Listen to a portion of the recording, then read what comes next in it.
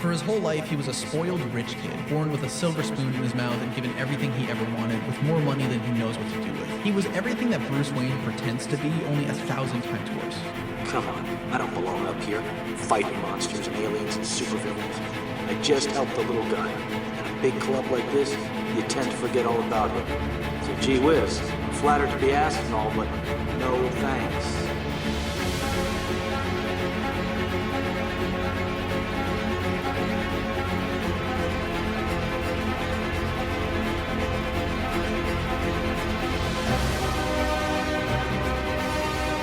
I need to believe that no matter what happens in our lives, no matter how much darkness infects us, I need to believe that we can come back from that.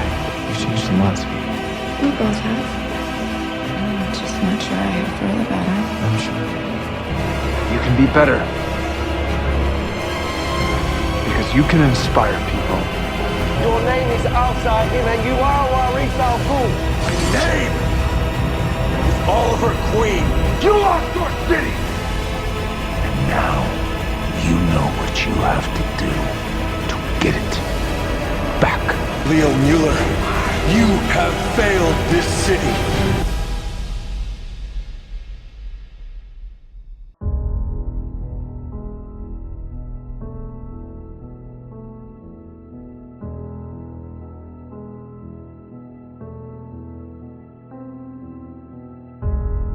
Green Arrow is one of DC's more recognisable heroes, largely in part thanks to not only Stephen Amell's portrayal in the Arrowverse, but also due to the many talented comic artists and writers that have brought him to life over the years. Now, the DCU is currently still in its infancy, so I don't expect any more large confirmations like with James Gunn's initial announcement back in 2023. However, Gunn has said that he is a big fan of Green Arrow, so if you ask me, I think Oliver Queen is one of those heroes that absolutely deserves his own movie, especially after the larger success of the TV show. And in this video, I'm going to detail how exactly that could and likely should be done.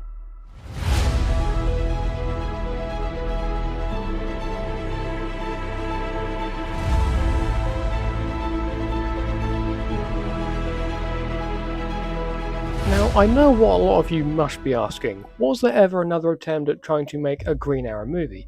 And to that I say yes, but you'd be forgiven for not knowing about it. So let me set the scene for you. The year is 2007, David Tennant is running around in Converse, and Daniel Craig has just been issued his license to kill. Now, this movie was pitched in 2007 and was apparently going to compete with the Iron Man movies, which meant this could have set up a DC expanded universe several years before Warner Bros. Would attempt to do so themselves.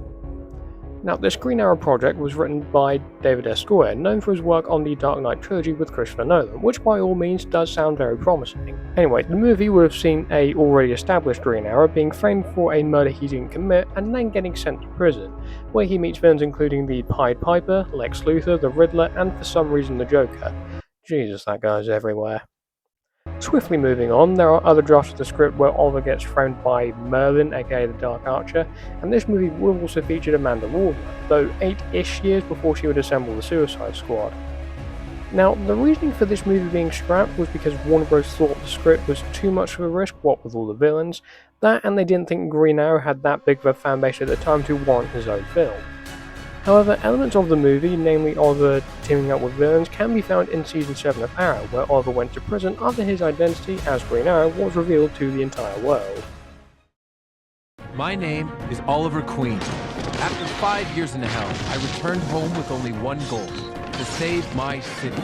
But my old approach wasn't enough. I had to become someone else. I had to become something else. I had to become the Green Arrow.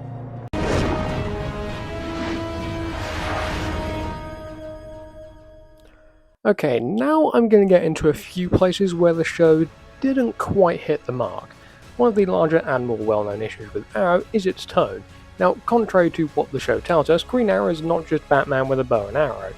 And despite that being the case quite early on in the comics, it wasn't until comic book writers Neil Adams and Denny O'Neil began working on the character that Oliver Queen really started to come into his own. Some of Ollie's most well-known traits, more specifically the goatee and the origin of him being stranded on an island, came from these two legendary creators of the industry. And Neil Adams is especially one of the more influential names in the comics industry, because it was thanks to his work on Batman in the 70s that made the character dark and brooding, after the campiness that was Adam West's take on the character. Another issue the show has had was a lack of Green Arrow's rogues gallery. This is kind of another criticism the show has faced for a while, because Arrow features an abundance of Batman rogues rather than using several of Green Arrow's rogues in a main villain capacity. Over the course of the show's 8-season run, we saw Deathstroke, Talia al Ghul, Prometheus, Ra's al Ghul, and for some reason Deadshot. Now, the only one I am willing to look past out of those villains is Deathstroke, seeing as Slade does have a history with Oliver in the comics, but the rest I don't really understand. And finally, the show didn't make a larger use of the roster of Green Arrow characters than it should have.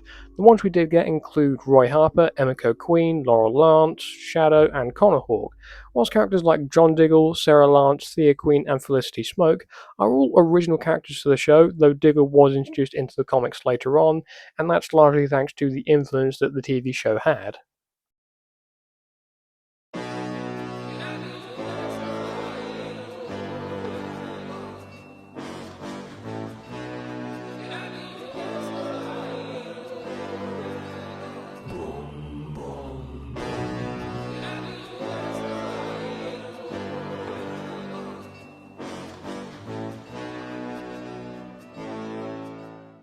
Now, when adapting Green Arrow for the big screen or the small screen depending on the medium, we also need to look at the plethora of source material that we've gotten over the decades concerning the character. Now, one story I've seen people want to get adapted is a story that Neil Adams and Denny O'Neil worked on, which was a run on Green Arrow and Green Lantern, the very same comic run that introduced John Stewart's Green Lantern to audiences. Now, James Gunn has said that lanterns will be set on Earth, so I'm hoping we might see that comic incorporated somehow into the scripts for the show. We do know that Ulrich Thompson, who we know from Banshee, is going to be playing Sinestro. Great casting, by the way. As someone who watched that show, I think he's a really great fit for the character. Anyway, moving back to Green Arrow, other than this one specifically, there is still a plethora of comics we can look to. These include The Longbow Hunters, written by Mike Grell, Quiver by Kevin Smith and Phil Hester, Green Arrow Year 1 written by Andy Diggle, and the Rebirth run specifically written by Ben Percy. Now, the relationships that Oliver Queen has with other characters in the DCU is interesting depending on what medium you're looking at. The Arrowverse gave us Sarah Lance, Laurel Lance, John Diggle, Felicity Smoke, Roy Harper, and even Barry Allen, though I do suspect that was to compensate for the CW maybe not being able to use Green Lantern. Anyway, the show I felt had some great relationships when it came to Oliver, both in the context of romance and friendships. When it came to the romance side of things, I actually enjoyed Oliver and Sarah Lance, and I might be in the minority when I say I enjoyed Oliver being paired with Sarah more than Laurel or Felicity, and would have rather seen Felicity herself paired up with Barry Allen for some time before him and Iris got together. Regarding the friendship side of things, obviously the most well-known and fan-favoured one is Oliver and Diggle's Brotherhood, which I actually quite enjoyed. Now, regarding who we use in the DCU, I think Roy Harper is a must given the larger connections he has to the wider universe. Black Canary is also a must given her romance with Ollie in the comics, but out of the show exclusive characters, I would love to see Sarah Lance and John Diggle in the DCU, mainly because Diggle has roots in the comics now, and I think Sarah, aka White Canary, is one of the more well-known characters from the Arrowverse that could draw in some more attention from that corner of the DC fandom, perhaps. Now, Green Arrow is one of those characters with a somewhat memorable rogues gallery in the DC universe, with Malcolm Merlyn the Dark Archer being the more notable example. However, it doesn't stop there, as over the years we have seen many more villains as part of Ollie's rogues gallery, including Onomatopoeia, Brick, Prometheus, Deathstroke to a certain degree, the Longbow Hunters, the Ninth Circle, and many more. And yes, we have actually seen most of these characters in live action to varying degrees, with Brick, Deathstroke, Prometheus, the Longbow Hunters, and the Ninth Circle all being featured on Arrow, whilst Onomatopoeia has featured in Superman and Lois. Now, my point is that Green Arrow's rogues gallery deserves the chance to be utilised in a way that does them justice, because there are a lot of fans that criticise Arrow for how dark it is, so I think bringing these rogues into the DCU would be a great idea. Who we'd get, I think, comes down to whatever stories get adapted for a Green Arrow project down the line. Okay, so with the villain taken care of, that brings us to the writing/directing talent I think we should see. Now, for a while I did consider the idea that James Gunn himself might direct this project, given he's a big Green Arrow fan. However, in my opinion, his heart lies more with Superman, so I'd quite like to see a new director take on Green Arrow specifically. One idea I think that would be best for the character is having an action-heavy director take on the role, because based on what we've seen of Oliver in the Arrowverse, he's quite adept at fighting. although Ollie himself is quite an adept fighter in the comics too, having been trained by Natas, the same man who trained Deathstroke. Anyway, with that being said, I'm definitely interested in seeing Jake Schreier direct the Green Arrow movie. Now, Jake is currently known for being the director behind the Thunderbolts movie, and based on what we've seen so far, Green Arrow, in my opinion, is a character he could adapt fairly well. Now, regarding writing, I would say it depends on the story that would be adapted, and that's a fair question as well. However, I think seeing an adaptation of Ben Percy's Rebirth run would be quite nice. This is set fairly well into Oliver's time as Green Arrow, and we can have flashbacks to previous moments in the DCU, which is where we can incorporate our other comic stories in flashbacks. For example, we could have like a little flashback to Green Arrow going on a road trip with Hal Jordan as a reference to that comic run that I mentioned earlier. But with that being said, I think bringing in the writer of the comics run itself could be a pretty bold move for DC, after a lot of comic adaptations nowadays are involving their creators, such as Robert Kirkman being heavily involved in adapting Invincible for Amazon Prime. So when Green Arrow eventually gets his own project in the DCU, I think a suitable idea would be to bring in the writer who penned the comic being adapted to write the script for the movie or TV show, whichever one comes first. And that finally brings us to who we should be casting as Oliver Queen. Now that is definitely a tricky situation, mainly because Green Arrow doesn't have as big a presence in live action, with Stephen Amell and Justin Hartley being the only two people that brought the character to life. And that being said, we now need to find a new actor who can play Ollie, and that's a question we can't really answer overnight. Now, the DCU is already introducing us to a world where heroes have already existed, with Superman emerging into a world where heroes such as the Green Lanterns, Hawkgirl, Mr. Terrific, and even Batman have been active for some time. So it doesn't seem that big a leap to assume that the Emerald Archer can fit in somewhere.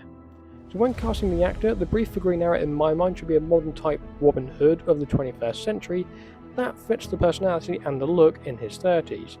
And fairly recently, a new actor has thrown their hat into the ring to play the Emerald Archer. Harry Goodwin, best known for his role in Netflix's The Gentleman, has expressed a lot of interest in playing Oliver for the new universe, and based on his performance in the show, I could definitely see that happening.